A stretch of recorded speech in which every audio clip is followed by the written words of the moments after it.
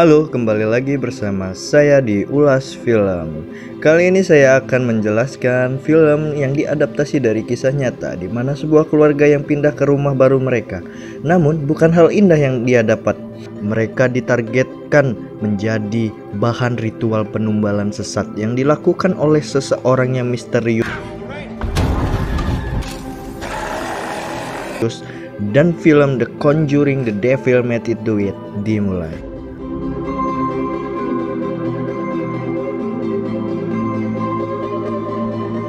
Keesokan harinya, terlihat Erne yang sedang tertidur mengingat masa lalunya saat kecil dan tiba-tiba pacarnya datang membangunkannya. Dan Erne pun memberitahukan pacarnya itu bahwa Erne sangat ingin meninggalkan kota tersebut. Saat Erne ingin mengambil makanan di dalam rumah, dia melihat seekor tikus lalu mengikutinya.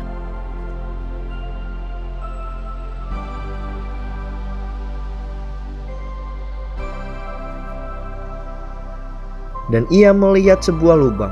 Karena penasaran, dia melihat lubang tersebut. Perlahan-lahan, dia mendekatkan matanya pada lubang itu. Dan tiba-tiba... Wah! Kaget ya kalian? Sama saya juga. Oke, kita lanjut. Kemudian, adegan berlanjut di rumah sakit. Dan terlihat Warren yang menghampiri suaminya. Lalu masuk jugalah ayahnya Ed dan menyuruh Warren untuk pulang. Dan kemudian terlihat Erne yang sedang menyalakan gergaji mesin. Dan dia pun merasakan seperti ada yang memperhatikan. Gergaji mesin tersebut hidup sendiri dan hampir saja mengenai dirinya. Alhamdulillah, untuk nggak kena ya. Oke, kita lanjutkan. Ke rumah sakit, di dalam penglihatan Ed, ia melihat akan terjadi sesuatu hal yang buruk menimpa Erne dan kawannya. Lalu ia menyuruh Warren untuk menelpon polisi dan menyuruh polisi bergegas ke rumah Erne. Dan di rumah Erne terjadi pesta. Bruno menawarkan sebotol minuman kepada Erne.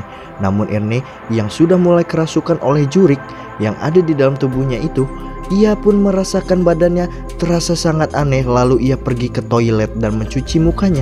Saat ia mencuci mukanya, ia mendengar suara teriakan dari pacarnya tersebut. Lalu bergegas menghampirinya.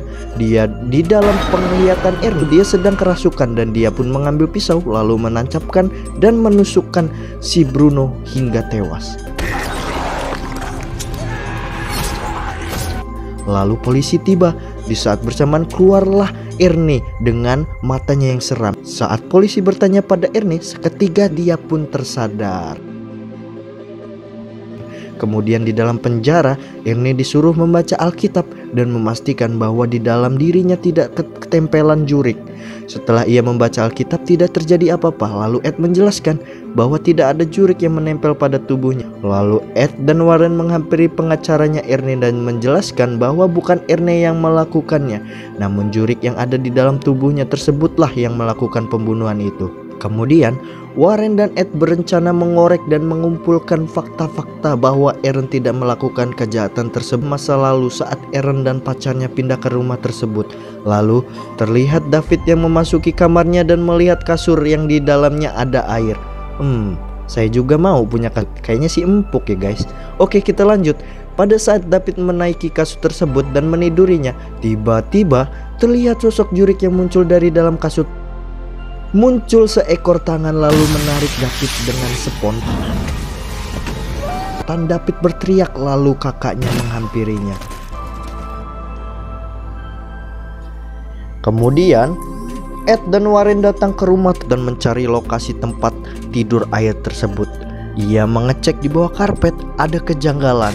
Mereka pun bergegas ke basement dan mengecek hal janggal apa itu sebenarnya. Warren yang memutuskan bahwa ia sendiri yang akan mengecek ke bawah dalam basement tersebut. Saya juga kaget. Ternyata itu adalah seekor tikus.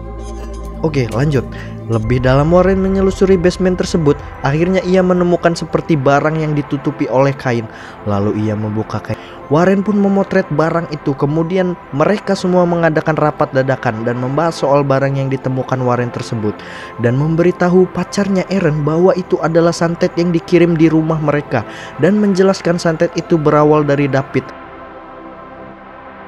ayah Ed dan menjelaskan bahwa ada seorang pendeta yang sudah lama tinggal di kota itu dan menyuruh Ed untuk menghampirinya. Setelah ia bertemu dan nama pendeta itu adalah Pak D. Kasner, Ed menunjuk foto tentang benda tersebut dan menanyakan benda apa itu sebenarnya. Lalu Pak D. Kasner menjelaskan bahwa itu adalah benda untuk pemujaan. Terlihat banyak sekali benda-benda ritual bekas pemujaan setan, dan dia menceritakan bahwa ia dulunya adalah pemuja setan, lalu memberitahukan bahwa Ernest sedang dalam ancaman besar.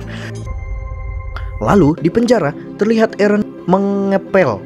Tidak sengaja ia menjatuhkan ember. Pada saat ia ingin mengambilnya, ternyata ember tersebut bergerak sendiri. Lalu terlihat napi lainnya yang bernyanyi dengan nada yang aneh. Setelah napi itu selesai bernyanyi, tiba-tiba muncul sosok makhluk dari belakang Aaron dan memegang kepala Aaron. Lalu dia sangat ketakutan.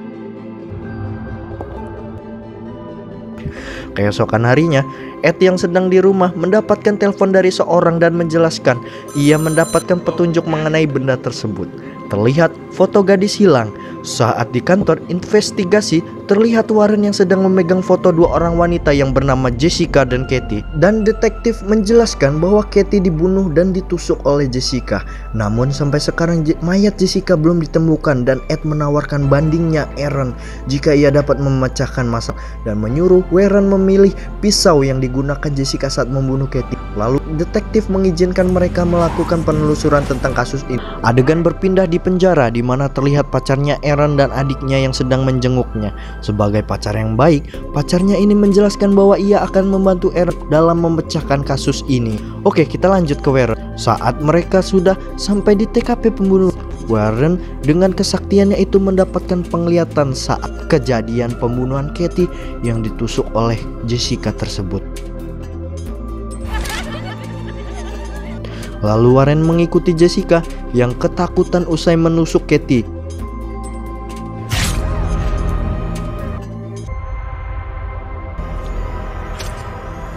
Dan ia berlari kalang kabut hingga menuju ke jurang, dan Jessica pun terpleset ke jurang tersebut. Lalu ia tewas. Karena dalam pengaruh mata batinnya, Warren hampir saja mengikuti Jessica yang ingin melompat ke jurang. Namun tiba-tiba seekor tangan muncul lagi yang hampir saja menarik Warren ke dalam but. Untung saja Ed datang tepat waktu. Lalu kemudian kepolisian menemukan mayat di jubut, dan mayat tersebut belum bisa teridentifikasi siapa mayat itu.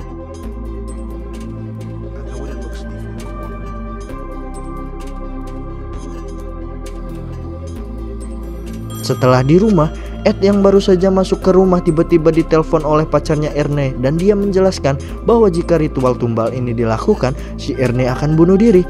Di penjara, seorang pendeta menghampiri Aaron dan memberikan air suci untuk melindungi diri Aaron. Di kamar Warren menjelaskan kepada Ed bahwa jika ada kaitannya Jessica dengan si David. Di penjara, terlihat Aaron yang sangat ketakut dan membuat lingkaran dengan air suci dari pendeta tadi. Lalu mereka pun bergegas menuju ke ruang otopsi. Jika ia menyentuh tangan mayat Jessica, ia mungkin saja dapat terkonek ke dalam semua permasalahan ini. Seketika ia terkoneksi dan berada di suatu tempat. Dia menjelaskan bahwa tempat tersebut terdengar suara kereta dan percikan air. Kemudian dia melihat seorang dukun yang sedang ingin melakukan ritualnya. Dan benar saja, ritual pun dimulai. Terlihat dukun itu sudah terkoneksi dengan Aaron yang berada di penjara, melakukan percobaan bunuh diri dengan menggunakan pecahan kaca. Namun pada saat yang tepat, Warren menggagalkan ritual duksa tersebut.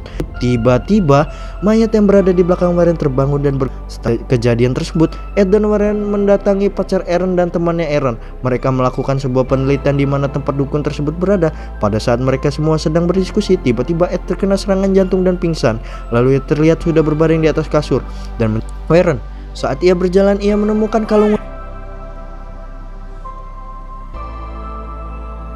Warren tiba-tiba muncul sosok dukun tersebut di belakang. Kemudian ia mengetuk tongkatnya dan dukun tersebut secara tiba-tiba hilang. Kemudian terdengar suara aneh dari dalam basement mereka, dan tiba-tiba Terlihat sosok makhluk seperti genderuwo ingin menyerang Ed, namun Ed yang sangat taat agama ini tidak mudah diserang. Lalu ia memojokkan makhluk tersebut dan ingin menusuknya. Saat ingin menusuknya, ia disadarkan dan ternyata ia berhalusinasi dan dia hampir saja membunuh istrinya itu. Dan kemudian Ed mencari sebuah benda. Ia mencari ke sana kemari dan akhirnya Warren menemukan vas bunga yang layu. Ternyata vas bunga tersebut dipecahkan, terdapat benda santet yang sama persis di rumahnya Aaron.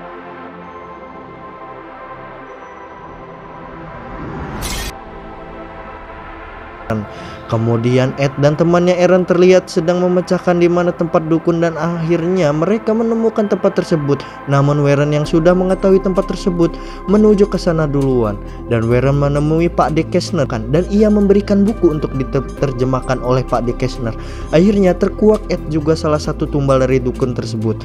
Dan tumbal tersebut memerlukan seorang kekasih, yaitu si Aaron, dan seorang yang taat agama, yaitu Ed.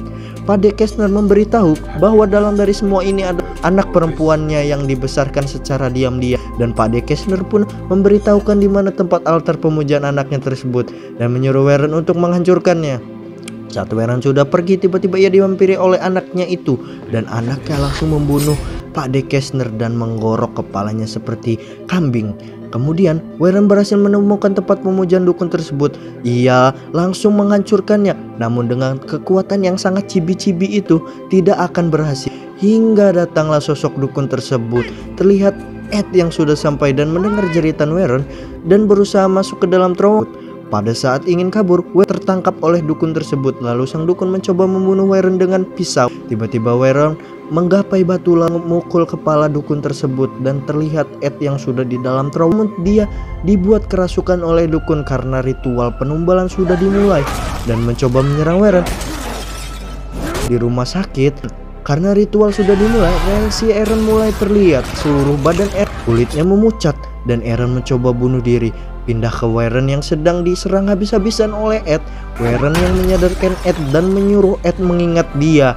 Dengan kekuatan cinta, Ed berhasil terlepas dari kendali dukun tersebut. Ketika ia sudah tersadar, seketika ia langsung menghancurkan altar dukun tersebut yang membuat santet di tubuh Aaron hilang. Hingga kemudian terlihat dukun tersebut terkena santetnya sendiri. Santet yang ia buat berbalik ke tubuhnya dan dia terbunuh oleh santetnya sendiri. Dasar dukun laknat.